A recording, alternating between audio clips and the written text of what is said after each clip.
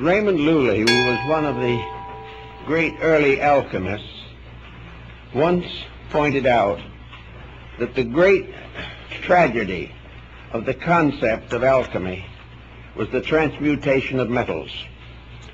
Basil Valentine, monk of St. Bennet, had the same thought when he wrote into one of his books, "Woe to the gold makers." Now, this is an interesting thought because our subject this morning essentially is esoteric alchemy. And the history of alchemy itself divides into two distinct branches that have descended from antiquity, possibly originating in Egypt. The word chem in both chemistry and alchemy is an ancient name for Egypt. El is divine or sacred, and we find it used in the Bible in such terms as Elohim, and of course the deity of Islam is Allah. The divine prefix would indicate that alchemy is a spiritual art, a divine secret science. The great texts of alchemy have come principally from the Hermetic background at the beginning of the Christian era. And probably there were alchemical schools in Alexandria at that time. Also, we have early records of alchemy in China and in India. And it seems that from a very far back, there has descended a double concept of chemistry. Physical chemistry having to do with those areas of knowledge which are now considered scientific, and spiritual chemistry, which was definitely a sacred art. In practice, what is the difference in these two systems? I think probably Paracelsus summarized this rather well when he pointed out that the alchemical transmutation was impossible unless the alchemist himself was in the process of transformation. He could not sit back with his bottles and test tubes and retorts and consider his art simply another way of advancing chemistry or a way of replenishing his own financial needs. So we find, as is today, that chemistry is largely dominated with the profit concept, the idea of wealth. We are making all kinds of chemical experiments for various reasons, some of them very good, some of them very dangerous, but always with a certain concept of return in material wealth for the good or the evil that is done. So that largely chemistry is a material art dominated by scientific inquiry and not in any way involving any necessary spiritual overtones. The chemist does not have to be a person of great faith. He does not have to have had a metaphysical experience. He does not need to believe in metaphysical or mystical procedures. He is simply working with physical tests and physical texts. The alchemist, on the other hand, is an entirely different type of person. In the history of alchemy as it is descending to us, most of the alchemists were very pious people, deeply religious, and convinced that their advancement of science was a spiritual contribution to the well-being of society. The alchemist was concerned with the advancement of his own inner life. Jacob Boehme used a number of alchemical terms in his mystical writings, and these have been very confusing to modern students of his work. But actually, the use given by Boehme in most cases is probably the original intended usage, namely that it is all part of a great system of human regeneration, that it has nothing to do whatsoever with the advancement of worldly goods or worldly position. Now, in Europe, the alchemists got into trouble, very serious trouble. and were persecuted and in many cases put to the rack and tortured to death. Why? Because the rulers or avaricious leaders wanted the secret of gold making. So the moment the alchemist himself began to publicize this part of his belief, he immediately opened himself to persecution. So that the gold making as a science brought many of the alchemists to destruction. Also, the manufacture of gold or any other precious substance without control by the state could result in the bankruptcy of the world. So the ancients were very careful on that point. Now the question then remains is, can gold be actually manufactured? Not whether it should be or not, but can it be? I think the answer has to be in the affirmative. It can be. It also is obvious from recent experimentation that the subject could be advanced, and in the course of time it is probable that artificial metals can be created by chemistry and by the various forms of progress that we now have in the sciences. But this is not the real purpose of alchemy. And where the chemists all get together to raise their own level of economic living, the science went into a very desperate prostitution. It was not for that purpose at all. The earliest alchemists that we know were using symbols at a very early date. Many cases, the symbols have been accepted as literal pictures, and this has led to further confusion. We know, for instance, that in ancient alchemy, the great retort in which all the experiments were being made was the solar system itself, viewed as a globe, within which all the chemistries and alchemies of existence were taking place. We know from our own researches in more recent times, and the ancients certainly believed, that this world in which we live is a great theater of mysteries, the major secrets of which have never been solved. That actually the world is a strangely complete thing, within itself containing everything necessary for the infinite perpetuation of itself. And this condition goes on rather peacefully and naturally until human ambition and avarice take over. The ambition of the average modern person is involving fame, distinction, or wealth. Therefore, he immediately is using knowledge for the formation, directly or indirectly, of gold. He may not make the gold in the retort, but he will sell secrets or sell scientific developments which will bring him rich financial rewards. Now we might say this, what harm is this? Well, one of the reasons why it is extremely dangerous is because the moment we begin to experiment with the basic laws of existence, we are very apt to forget their own integrities. Natural laws have to be obeyed, and modern thinking is not of the obeying type. We are not interested in obeying natural laws. We are interested in changing them to fit our conveniences.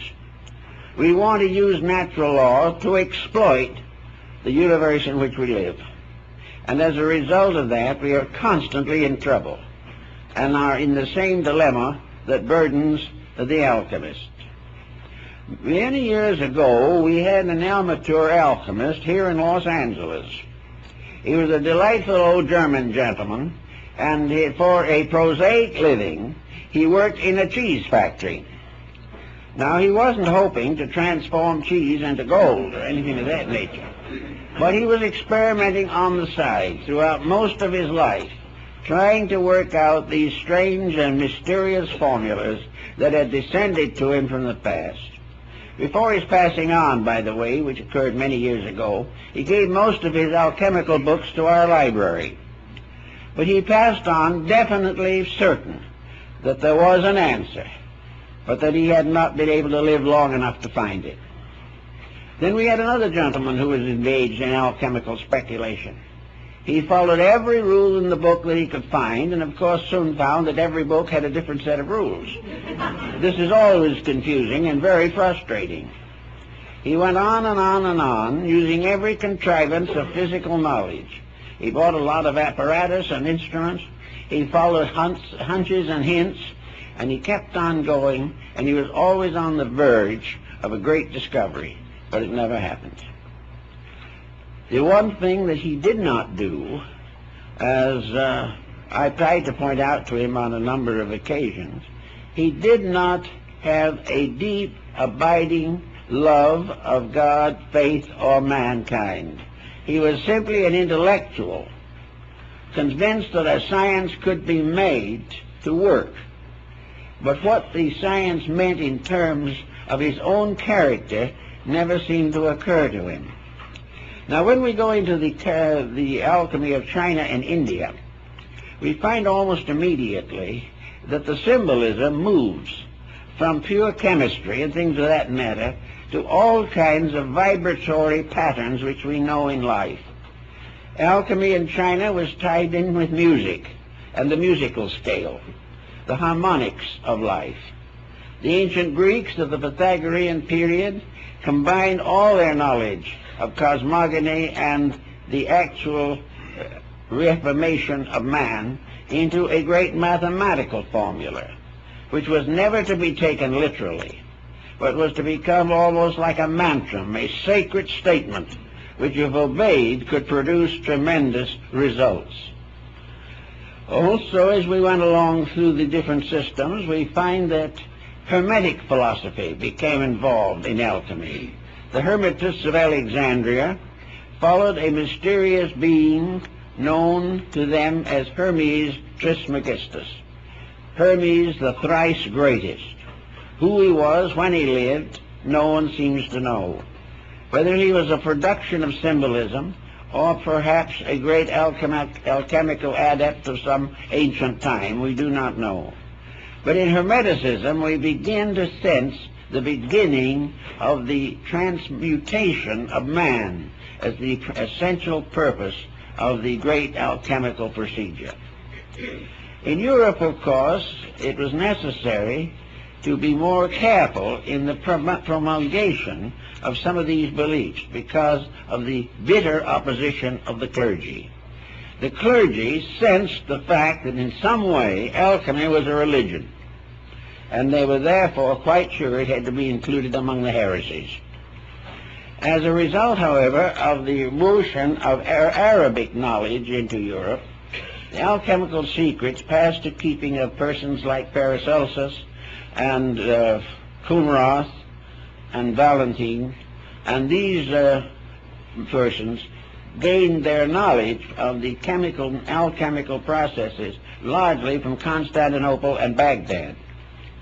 This, of course, meant still more, that it had to be held in secrecy against the persecutions and martyrdoms that were popular at that time in Europe. So we find alchemy in many parts of the world recognized probably for what it actually was, and that is a series of symbols intended to convey a major operation concerning the transmutation of man himself. Without this transmutation, none of the great good things that we dream of can come about. Therefore, the elixir of life, or the philosopher's stone, was that power by means of which all good things could come to pass, wherein all errors and forms of ignorance could be overcome, and where the human being himself would gain complete control of not only his own life, but the laws governing it.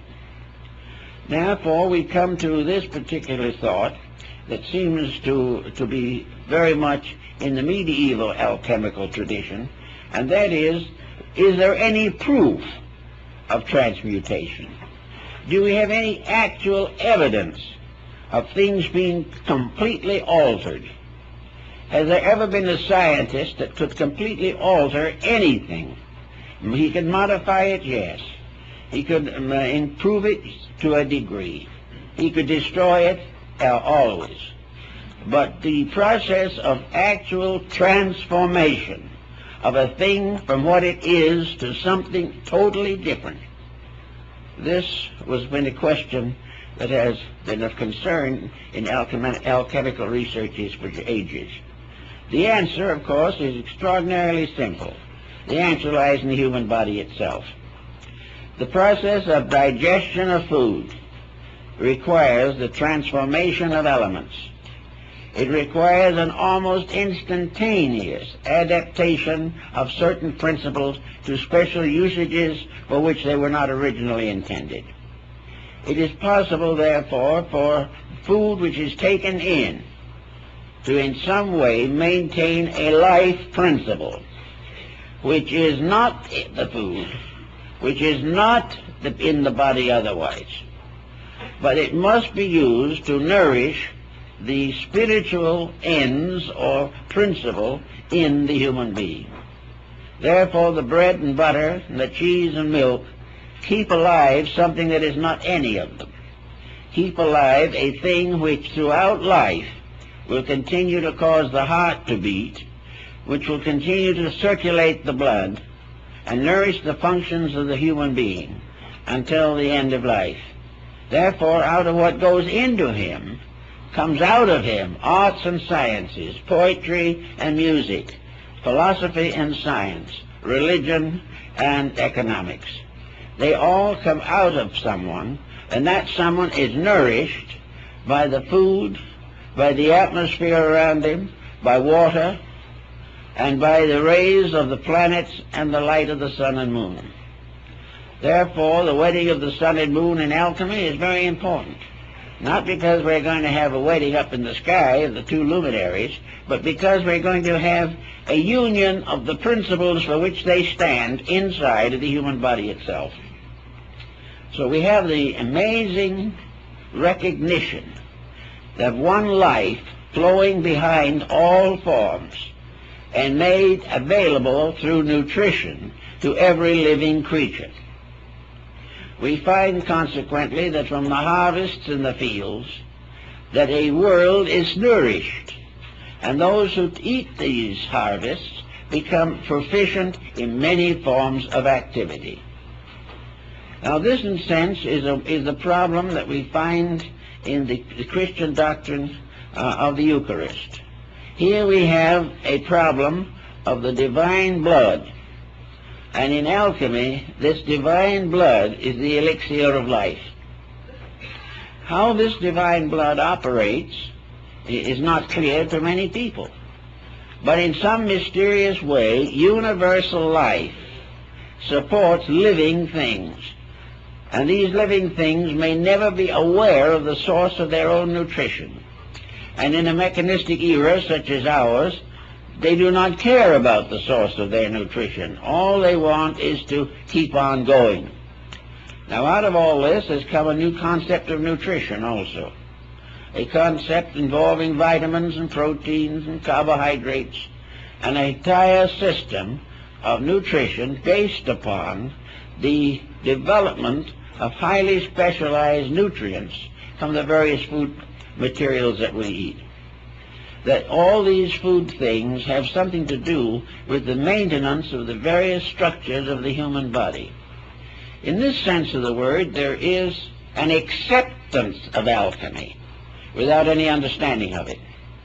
Here we have the realization that nutrition does do the work.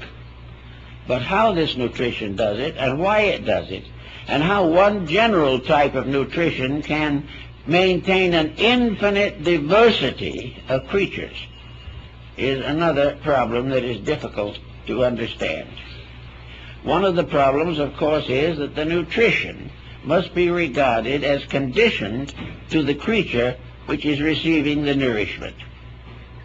So we have within our own bodies an extraordinary laboratory, a laboratory the mysteries of which we haven't begun to touch.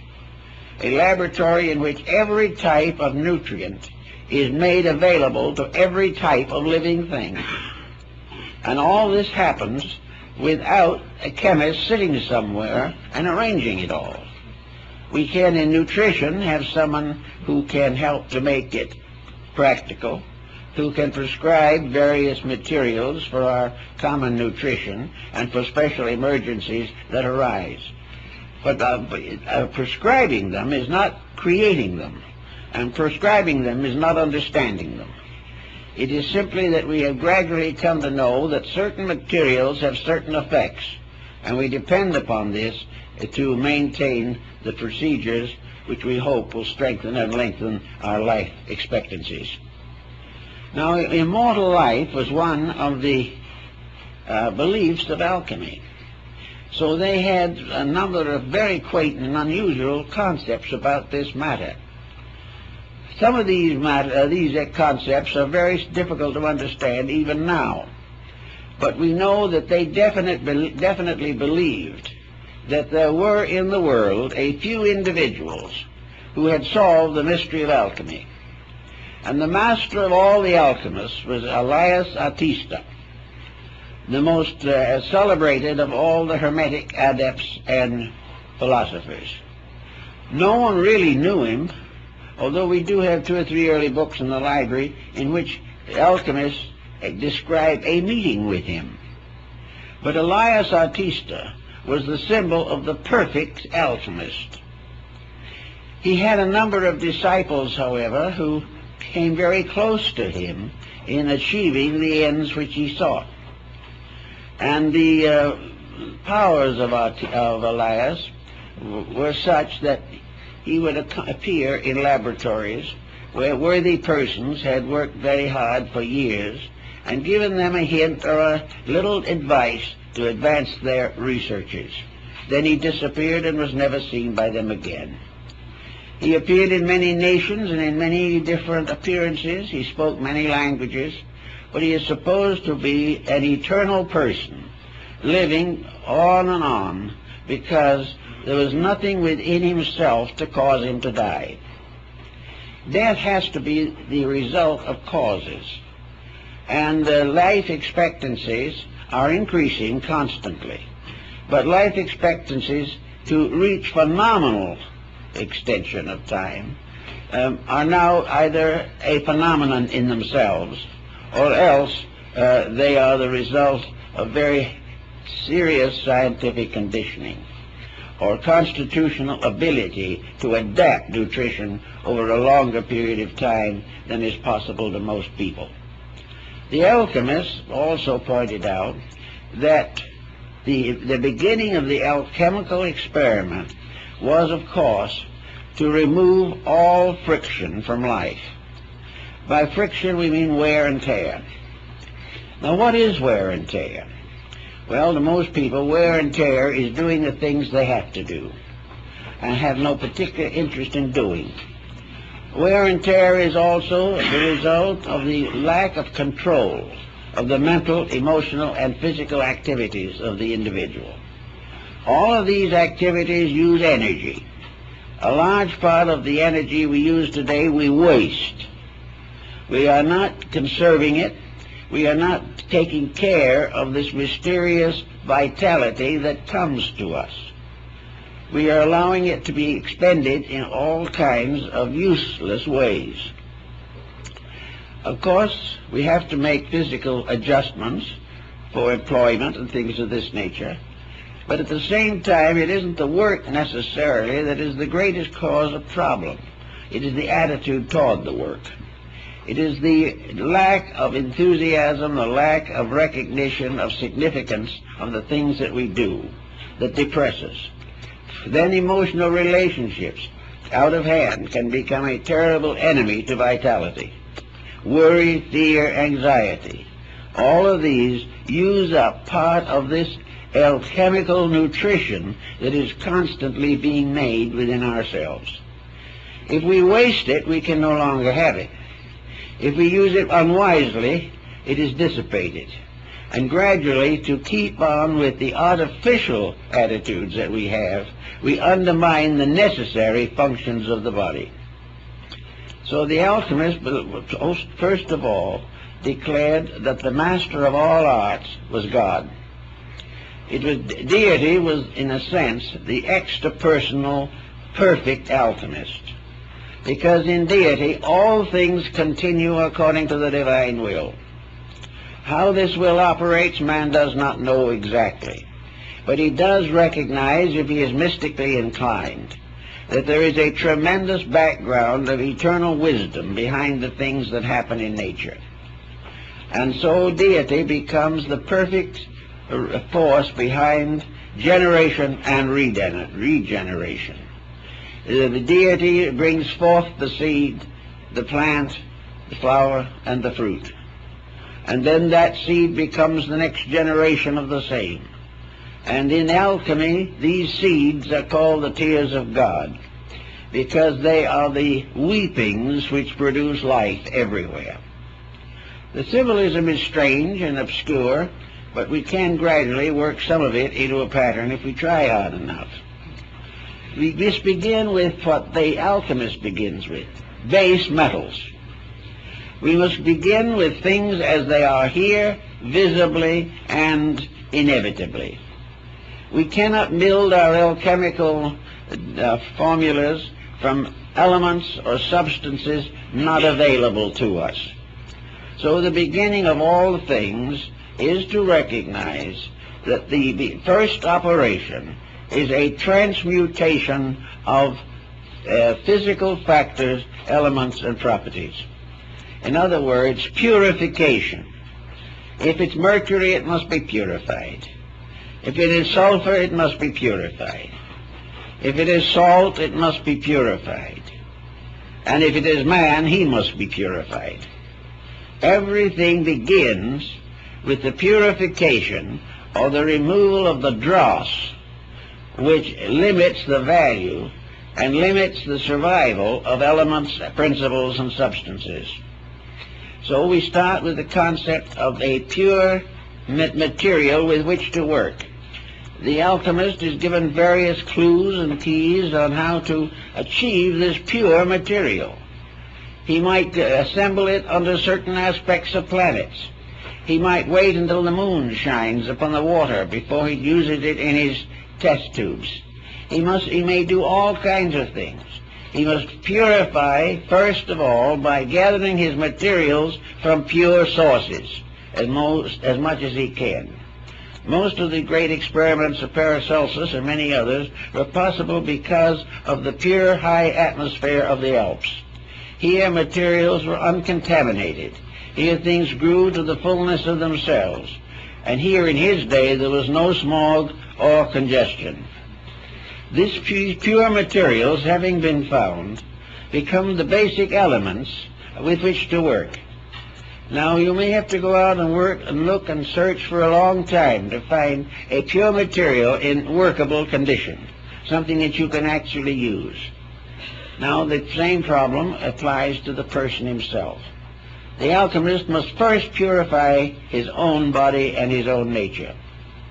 Until the body is cleansed, its various processes cannot be refined, because actually all the purification in man, all the integration and organization of his abilities and capacities, all the improvement of his nature through learning, through meditation, and through contemplation, all of these things lead up to, contribute to, and make possible a final internal illumination.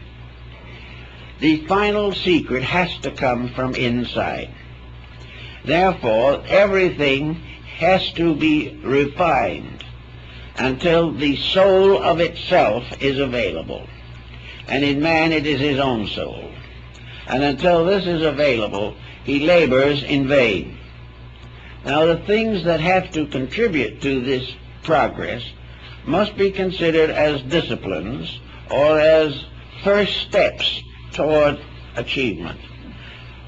They represent, first of all, man's recognition of his responsibility to the life principle which exists in him and in which he exists.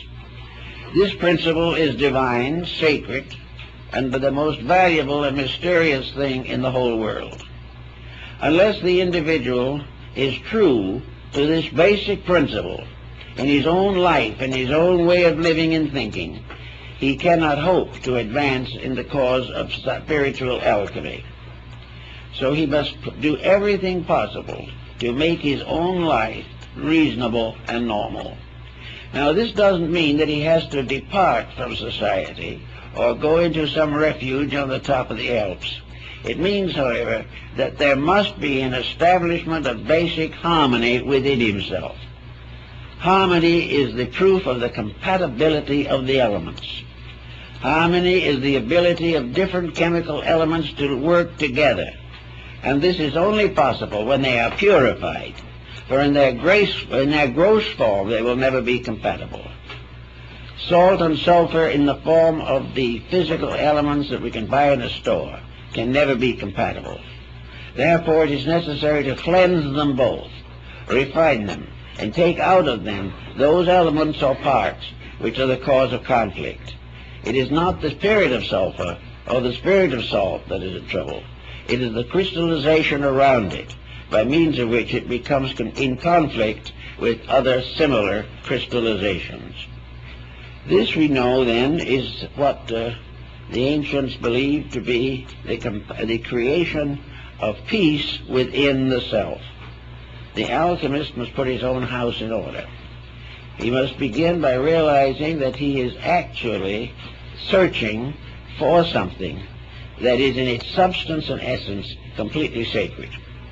For any other consideration is going to damage his probabilities of getting it. Now, the alchemical procedure that is most commonly known is relating to two distinct ends.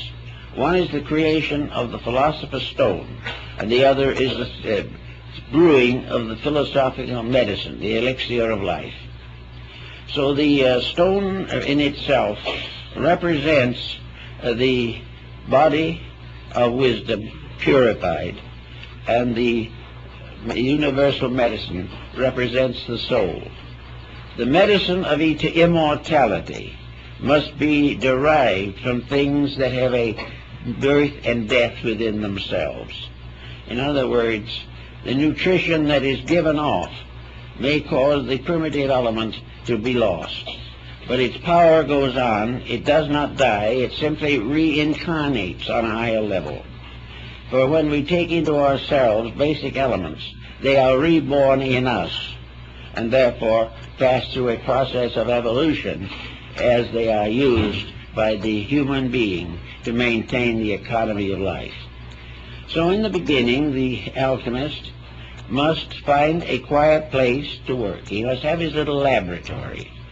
Well, laboratory in his day was a furnace, a fireplace, a bunch of bottles, and a few old books to guide his way. But to us, the laboratory is actually a body so free from interference and confusion that he can retire into it when he so wills. In other words, the laboratory is his own internal, not his eternal, but his internal. It is that part of himself which is always capable of being reduced to a harmonious situation. The personal life must be basically harmonious. Now, a lot of people feel that this is not possible, that there is no answer to all these grievances and griefs that beset us and affect us. But the alchemist says, you're after the most valuable thing in the world, and if you're hoping to get it, you must earn it. You must make adjustments that will never be required of anyone except for this purpose. So to create a quiet place within the self for the contemplation of the symbols of regeneration, this is very vital. It does not mean, however, that the person has to become a constant celled monk or mysterious acolyte. He does not have to retire from life. He simply has to retire from confusion. He has to reject the idea of confusion within himself. The acceptance of confusion is a form of ignorance. It is not real, but we all are subject to it. But confusion also means waste of energy, waste of time, depletion, and inability in that state to contact a deeper and higher part of ourselves. This we find in our Oriental philosophies in the series of Yoga and Vedanta. Here we find the mystery of the chakras, and the chakras are the seven seals of Revelation, and the seven seals of Revelation are actually the seven sacred metals of the alchemical transmutation. It's all part of one thing. But if the Orientalist wishes to practice yoga, it is very important for him to first of all recognize that he is not practicing it in order to gain power to dominate somebody else. He is not practicing it in order to free himself from the responsibilities of living. He is practicing it because it is a way ordained by deity, by means of which the wanderer returns home to the spiritual homeland from which he came. It is a part of a journey, and the journey up through the chakras and up through the Sushumna Nadi are all journeys toward reality, toward the self, toward the infinite, which we are all seeking to understand. So in alchemy, the quietude is the same as that recommended for yoga, to find a quiet place. Now, in Tibet, there used to be an old monastery where they had a very nice idea of how to train an acolyte in quietude. They had him sit under the temple bell and rang it all the time, until most people would have gone completely crazy. But he was supposed to sit there and be so peaceful that it was incredible. He must reach a point where that clanging meant absolutely nothing, or in which finally he was able to hear in this clanging the voice of God. There had to be a complete indifference to interruption. An indifference which did not mean to neglect duties, but it meant to curb abuses of all kinds. So the alchemist also had to learn to achieve an absolute quietude that was not negative. He was not looking for a psychic revelation. He was simply finding peace, which is the foundation of growth. After a certain length of time in this allotted labor, he was able to quiet his nature, to release from it certain basic powers already available to him, because he also has within himself the seven seals of revelation in the forms of the vital organs, the various ductless glands, the various systems of the body, the composition of the blood, and the seven orifices of the heart. And it is in this Shatapana cave, as Buddha pointed out, of the heart, that the great mysteries are revealed. So the heart becomes also part of the alchemical paraphernalia, by means of which the individual receives finally the full support. Also, of course, the alchemists used as a symbol of their achievement the lamb with the cut throat and the blood pouring from it, because of the idea of man being saved by the blood of the lamb. Now, the blood of the lamb in this case is actually the Eucharistic vitality, which arises from the absolute sacrifice of all forms of negation and the purification of the life that flows to us through the wonderful possibilities of the infinite itself. Now, after getting nice and quiet about these things, the body being as much at rest as possible, we soon come to another very important decision. For this purpose, the body can be considered alchemically the power of the moon.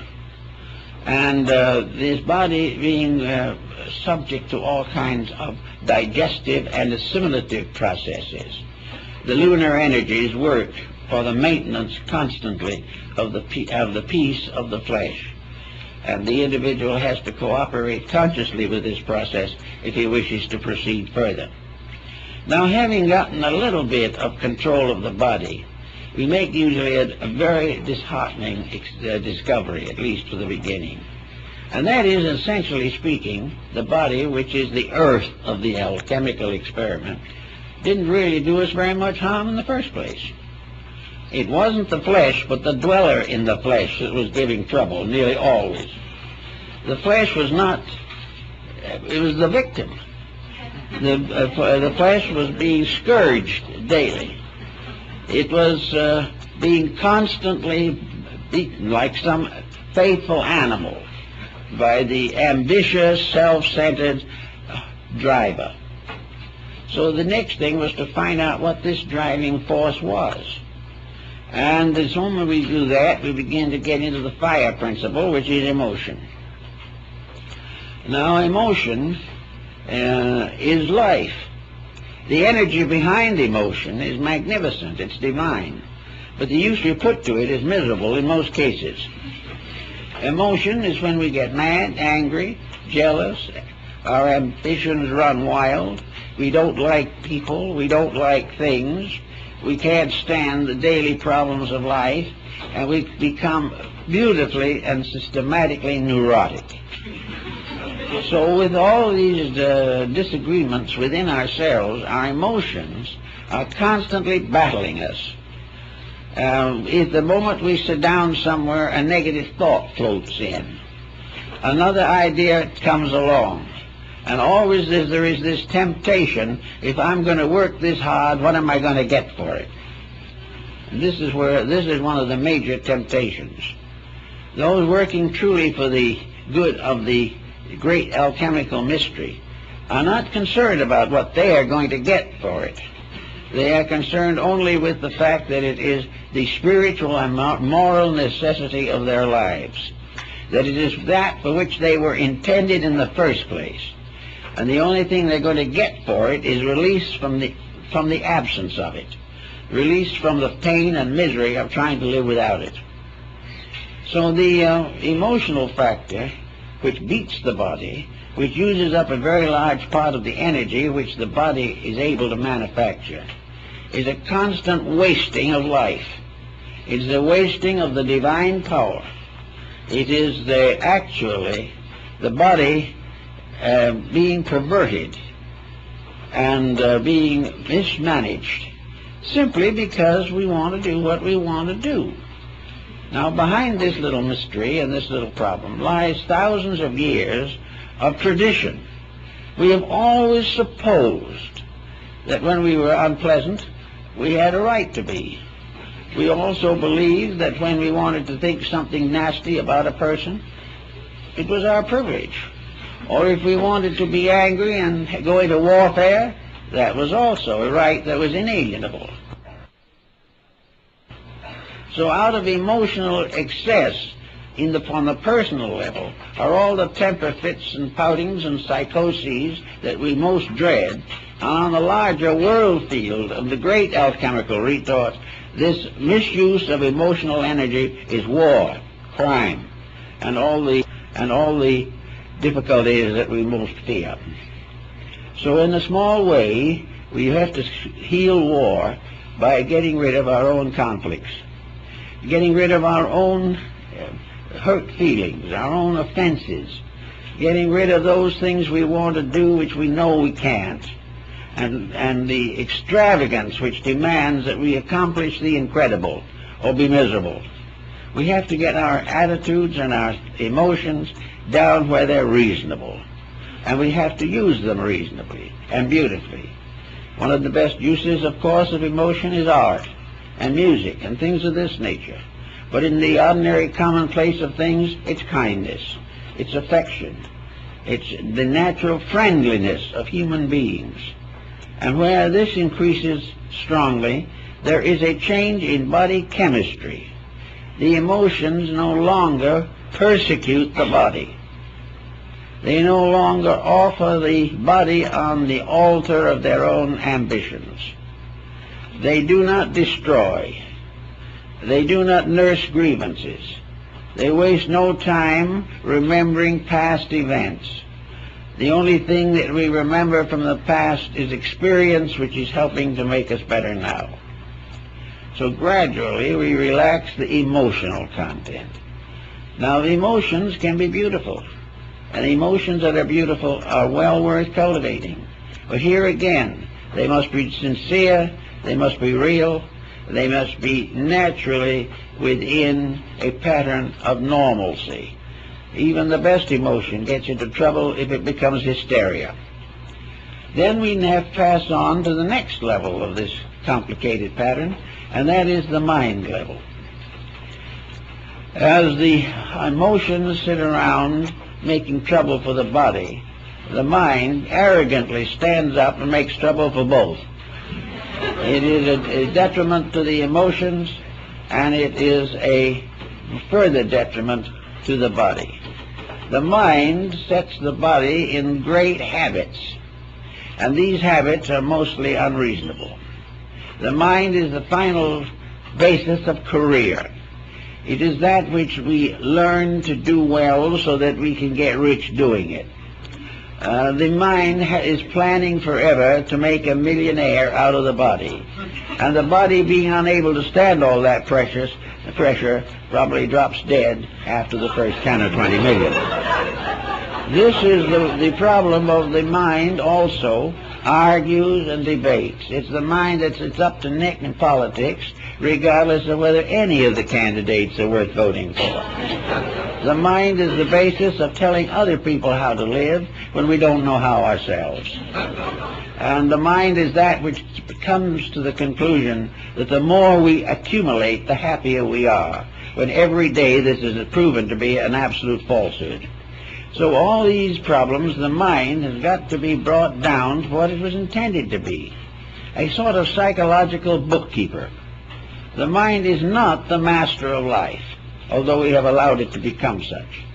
The mind is simply a very useful secretary, able to keep the ledgers balanced, and now we're giving in all the mind's courses in computerization. But it's going to be a long time before we use these computers to find out what's wrong with ourselves. And we may sometime.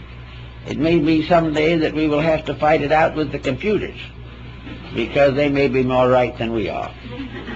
In any event, however, the mind is a constant cause of agitation.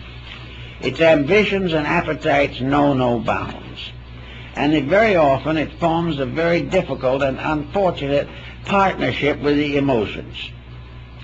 When the emotions justify an attitude, there is definitely a bad situation. When the emotions fire the mind, that's one problem. When the mind rationalizes the emotions, that can be another. In all these problems, the only answer is gradually to recognize the ascent of the being through these conditions. These are the stories that we have in the great system of the ancient mysteries. The rites of Elias and Dionysus, the rites of Horus and Isis, the rites of Buddha in India, China, and Japan, were always arranged in three basic steps. And these three basic steps represent the three great levels of the personality, that part of ourselves which we have some inkling of, but have very little understanding. They have also become the basic blue large degrees of Freemasonry, and many other fraternal orders have the same trichotomy of rituals and symbols.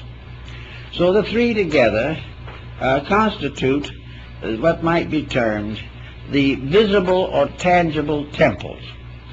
In the body, these three powers are the grand masters of life. They are the ones upon which nearly everyone depends for survival, for continuance, for the fulfillment of purposes. If we can't solve it physically, try to solve it emotionally. If that fails, try to explain it or rationalize it mentally.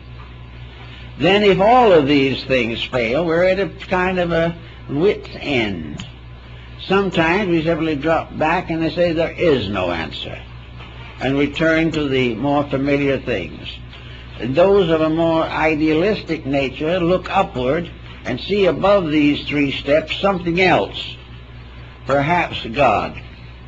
That's something they still have to transcend more than they have realized was necessary. But for our personality and for the experiments of salt, sulfur, and mercury, we have the threefold body and the auric or magnetic field in which it functions. Now, the magnetic field is a very curious thing, because it is also a mass of chemical factors. The magnetic field is a constantly changing compound of interactive energies. The magnetic field is like a bottle that is being violently shaken after a whole group of materials have been put into it. Now, when we look at the situation symbolically, the magnetic field is a bottle. And it is the bottle that contains the three parts of our own lower nature, each one of which has a magnetic overtone. And when we begin to realize this, we begin to see that we have interactions here as well as in the body. In fact, we have to explain, for instance, why a temper fit will cause a headache, or why indigestion will result in serious emotional complexes. The answer is simple. They don't do it that way. The troubles arise in the difficulties in the auric or magnetic field due to intemperances of attitudes. If an individual is angry, the magnetic field blazes up and really practically burns out most of the other values, for the moment at least. If the individual is depressed, the magnetic field fades down to a shadow. If an individual is in the presence of contagion and is healthy, the magnetic field can protect him from infection. If, however, he is depleted and goes into the presence of it, he may catch the ailment. So the magnetic field, in constant motion, emotion forms, thought forms, and bodily essences make up this particular area. And if there is any deceit, any falseness in the personality, it will show in the magnetic field, although the individual may try to talk himself out of the problem itself. If you have a temper fit and you say it was justified, you are not sure of that, because it's not only justified if it does not result in trouble in the magnetic field. The magnetic field is not interested in your excuses. It is not interested in your explanations. It is interested in the chemical interaction of values. When you pervert a value or misuse it, the magnetic field bears witness. And the moment it bears witness, the magnetic field's resources are depleted and the individual does not feel so well. Little by little, abuse of the various emotions, thoughts, and bodily functions will result in the exhaustion of the magnetic fields. And when that exhaustion is complete, the individual simply leaves this world. He cannot function if the energy fields do not sustain him. So it is very important to maintain harmony. And this was one of the great principles of Pythagoras, that the world had to be maintained as a musical instrument, that it had to be in harmony always. And the individual in his personal life is also a musical instrument. He is the Veena of Shiva, the mysterious instrument that plays the majestic music of life. If he mistakes his destiny or misuses his powers, he is simply in trouble. Now, most of the alchemists got about to the point where they were beginning to sense some of these values, and then they went into a doldrum, because having gone to as far as the mind could take them, they found themselves at the entrance to the promised land, but they could not enter in. They did not know how to handle that which lies beyond. They had listened carefully, and as Faust in his laboratory, they had read all the great books, they had studied all the mysteries, but there at last they stood with all their lore, fools no wiser than before. Something was wrong. The great search ended in a frustration, not in a great reward which they had hoped for. Now, the only answer to this was to do what Lully and Valentine and Coonrath and many others did, and that is check over what has happened. What did happen? Why is this sudden block that is impossible for most people to get through? And the final decision was that this block was the absence of a faculty higher than the mind. The mind could only go a certain distance. Even though the most beautifully trained mind, it could not fulfill the ultimate. There has to be something higher than the mind, without which the great experiment cannot be performed. Now, in alchemical parlance, when Elias Artista visited the alchemist, he sometimes gave him a small amount of the transmuting powder. He put it in his ring, or he made a tiny little vial which was worn around the neck, and 1 grain of this powder would transmute 1,000 times its own weight into solid gold. Well, there was a lot of talk about that, but the grains were few. But it was known that in some cases they were. It is believed that Roger Bacon offered to finance the Crusades for England as a result of the ability to transmute base metal into gold suitable to be minted. All these legends and fables go on, but the main story of the thing seems to be that Elias Artista, or one like him, appeared at the proper moment to give some type of instruction, something more than the alchemist alone had achieved. The Elias never occurred or never appeared unless the disciple was in every way worthy. He would never help any alchemist out of his own mistakes, but he would help him to progress beyond a sincere effort to a greater degree of accomplishment. And of course, in the alchemical tradition, there were 7 stages of adepts and masters relating to the science. Therefore, it was a long journey at best, but it was also a journey which every step brought with it a greater sense of inner security and sincerity. With the beginning of the 4th step, under the leadership of a guide, or by means of this mysterious tincture, the alchemist received his first evidence that he was going to ultimately succeed. He received the inner message that the labor was not in vain. It was from a hope in the first 3 to a kind of mysterious, mystical certainty in the 4th level that made it possible for him to go on.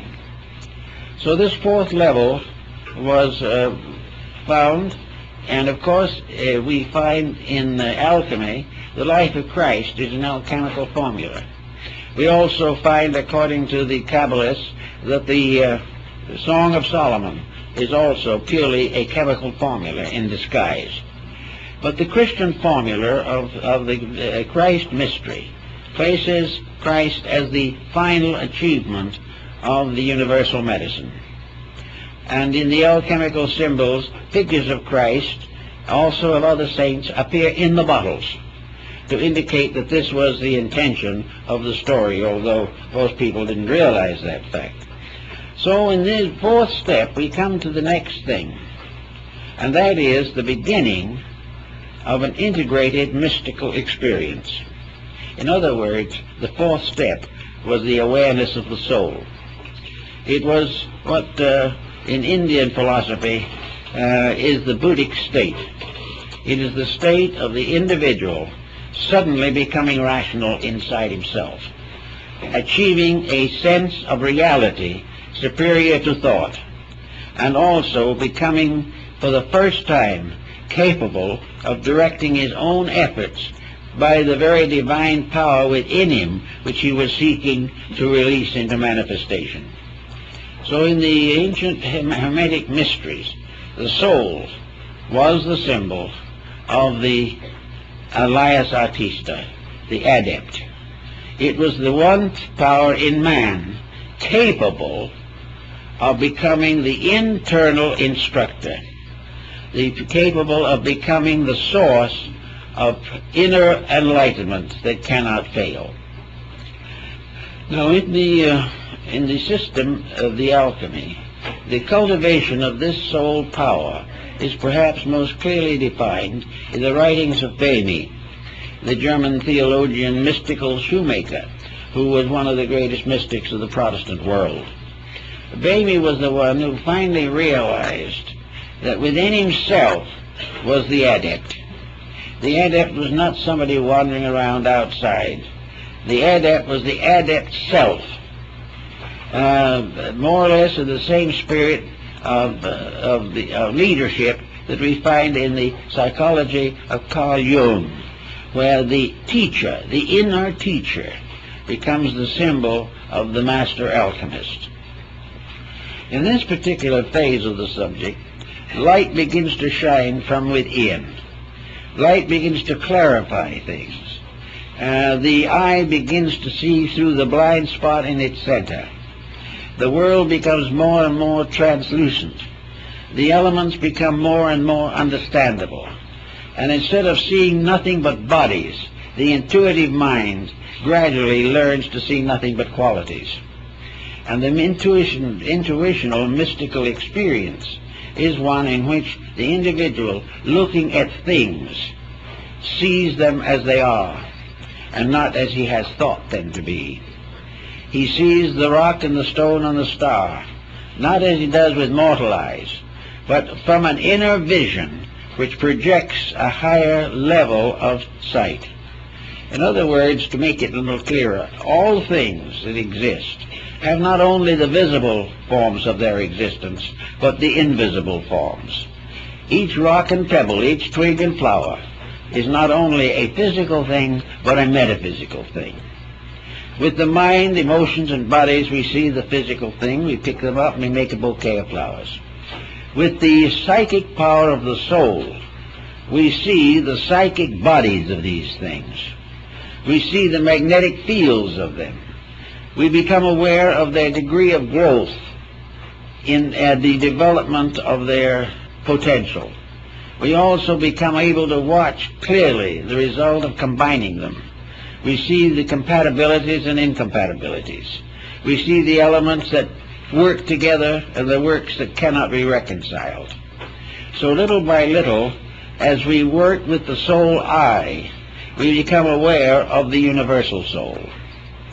For the first time, we are capable of seeing the quality of life. This is well noted in some of the early visions of the Platonic writers and many other mystics who were able to behold the invisible shapes of things, and in seeing their shapes beholds their natures. For while the physical body cannot change greatly, the psychic centers within the body are in constant motion and constant agitation. It is also then possible for the alchemist to discover something that perhaps he has never fully realized before. He may have believed it, but believing and knowing are two different things.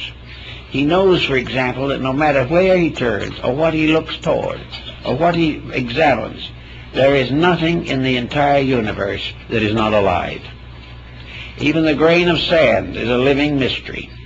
Everything is alive. And in the great aliveness of things, the magnetic fields of all these different forms gather in the magnetic atmosphere of the universe. It is a very great and important subject for careful study.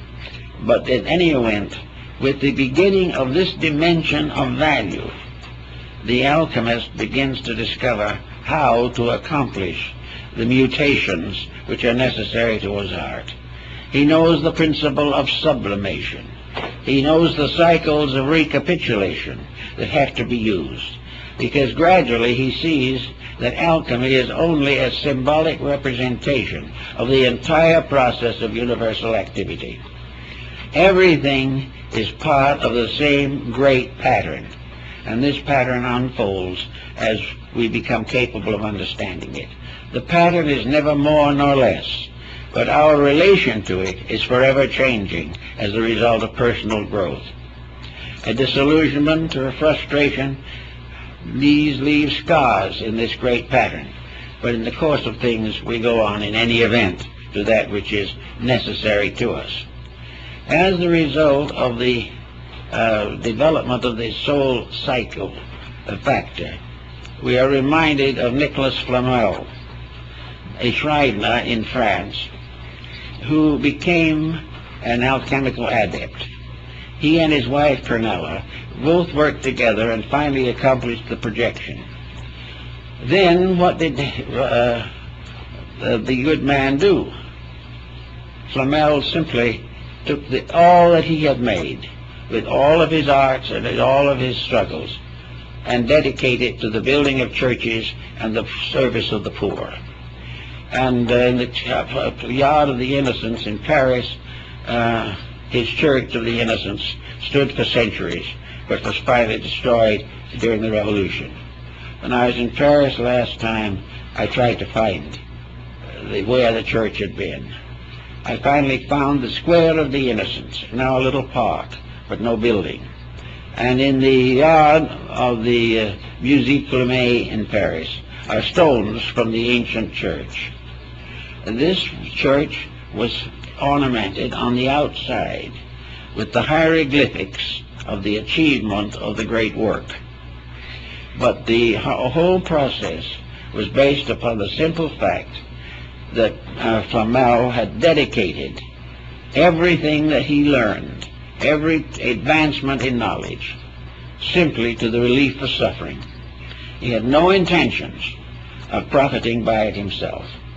This is probably why he was one of the greatest of the European adepts, and why after he was supposed to have died, he simply retired into the Near East, where he was seen centuries later. But in any event, when you get to this level, you begin to work with the chemistry and alchemy of life. It is no longer little materials in bottles. It is vast concepts experienced within the unfolding massiveness of human projection. Little by little, the entire mystery goes on, until finally the individual, from an intuitive procedure, forms a reunion with the divine part of himself. And having made this union with the divine part of himself, he then goes on to the further steps of the great transmutations. He finds himself gradually lifted up into the hierarchies of life, but never, however, for personal gain, never for glory, never for wealth, and never to escape pain.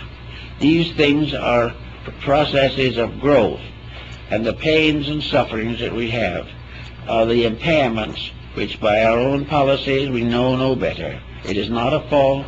It is one of those things that nature has presented to us for contemplation, and which we must face whether it is happy or not. But in going on and on, we gradually find the part of alchemy in the great universal plan of things. We find that the planet itself is in a state of constant alchemical transformation. We know that the solar system is moving from one level of evolution to another.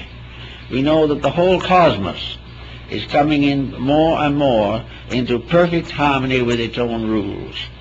These different forms of life, therefore, we find, have a tendency, as time goes on, to be absorbed into higher forms of life. It isn't that sometime that our planet will simply disappear or go forever and we will cease because of it. It simply means that evolution is a growing. And when we outgrow the experiences that we are facing in the 20th century, we will no longer be subject to the confusion and sorrow of these experiences. We have to solve problems. And the alchemist's problem was to solve the mystery of himself. He had to find ways to outgrow his own limitations. And various systems have been advanced for that. Religion has attempted exactly the same thing. Philosophy has attempted it. Science will someday attempt it, because science will have instruments by means of which many of the great mysteries of antiquity can be solved. But regardless of the motive behind it or the methods used, the whole answer is the gradual transformation, called transmutation, multiplication, and finally projection of the great work. This is a sort of a marvelous wonder world of forces and values which work together in the music of the spheres, as was Pythagoras called it. A universe of infinite integrity, infinite beauty, and infinite wonder. A universe which exists within ourselves as a potential of all of these things. For there is nothing in the universe that is necessary to man that he does not possess. And it is perfectly possible to conceive the ultimate unity of man and the universe, not by him ceasing to be himself, but by outgrowing what he has come to consider himself, which is another pretty little problem that we all have to face. We all think of ourselves as we are. We think of ourselves looking in the mirror and seeing exactly what we are. We look in and we see a face that is fairly reasonable. That's pretty good. If it's too unreasonable, we try to do something about it. We look around us, we see our clothing, we see our friends, we see our associates, and we see ourselves as a kind of creature, just as we are. And with the mental and emotional levels of vision, we see the inside the way we think it is. For the outside, we have to depend on X-ray.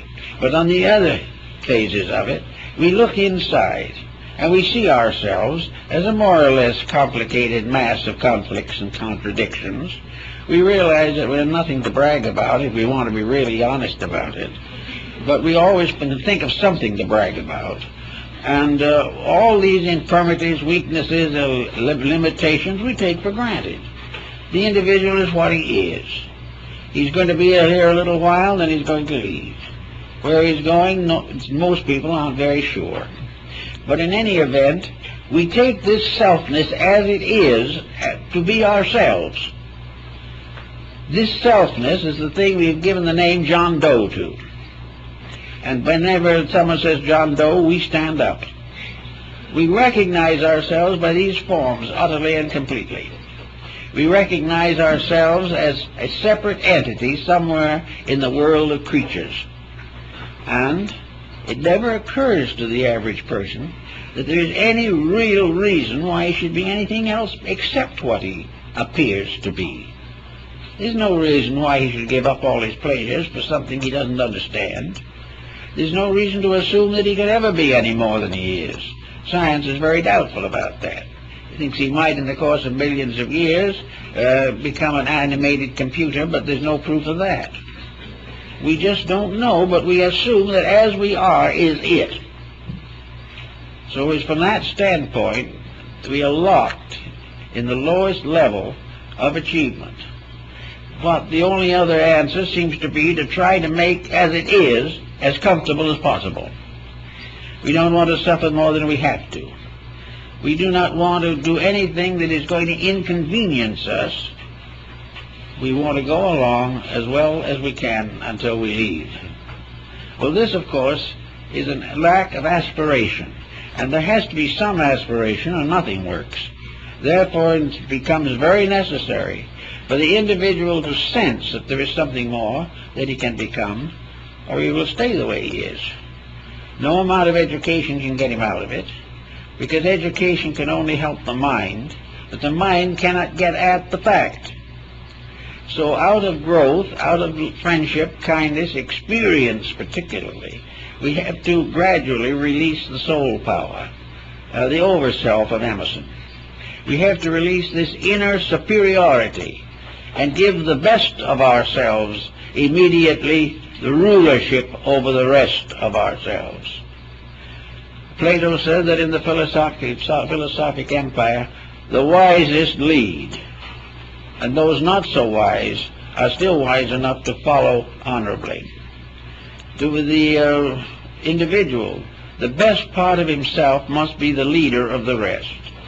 For the moment he rests leadership upon any contaminated level of his own consciousness, he is in trouble. So he tries to go along the best he knows. But the alchemist was a kind of a being apart, a natural mystic. And there have been many mystics that were not alchemists, but were also on the same general level.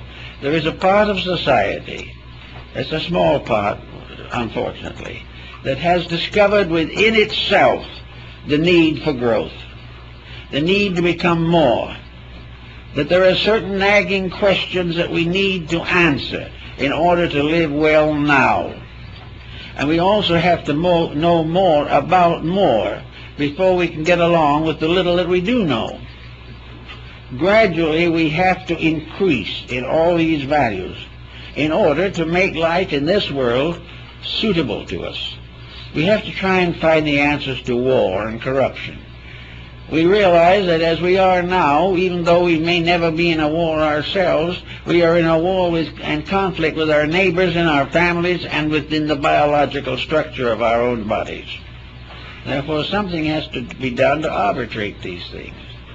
So the way of arbitration is a slow process of discipline, by means of which we ascend through the three personality factors of our lives and come into harmony with the fourth level, which in the ancient astronomy was the level of the sun, the fourth orbit. Then we have to take the body and the psychic, or the soul, and wed them in what the alchemists call the marriage of the sun and moon.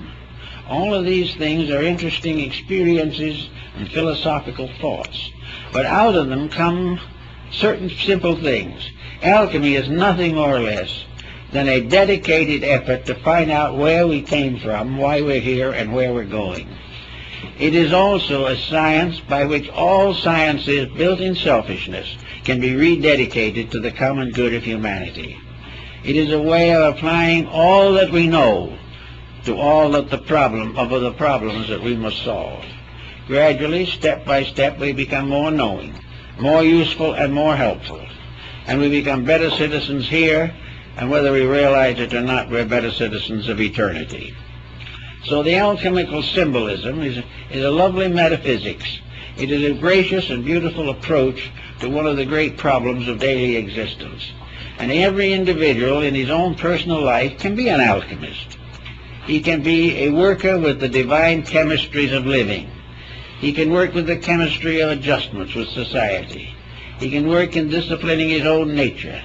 He can develop integrities and kindliness and gradually transmute his life from a self-centered effort to succeed into a soul-centered effort to serve the great cause of life. As these changes take place within himself, he will find that he is gradually being transmuted.